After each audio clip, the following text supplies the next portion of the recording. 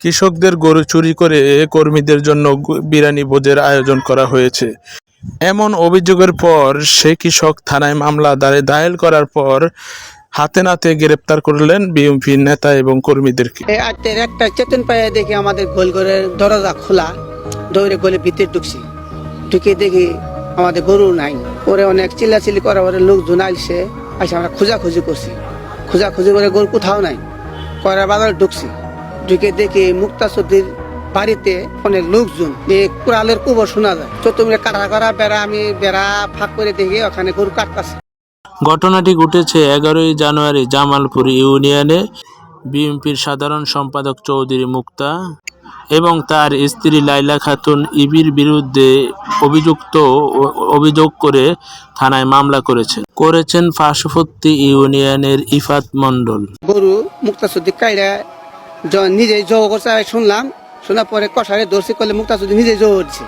দেওয়ার পরে চামড়া সহ কষাই সহ ওর সাথে চুর একটা আসলো সহ ধরে আমরা।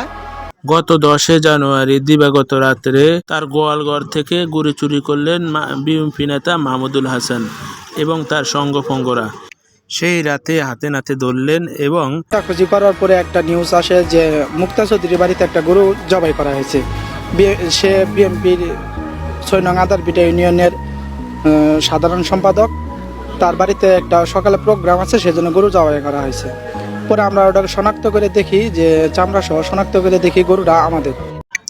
এ বিষয়ে 12 জনের নাম শনাক্ত করে থানায় মামলা দায়ের করলেন ওই কৃষক এবং তার কথা ও স্বাক্ষর অনুযায়ী মিলে যাওয়ায় তাদেরকে গ্রেপ্তারও করলেন। আমার খুব দুঃখের বিষয়, মনে হয় আমরা বছর শেষে দুইটা গরু পালি 2 লাখ 1.5 লাখ 1.5 লাখ করে টাকা বেশি। এটা আমাদের ইনকাম, আমরা যাতে সুস্থ মতো থাকতে পারি, এটা আমার কাছে করজোরে অনুরোধ।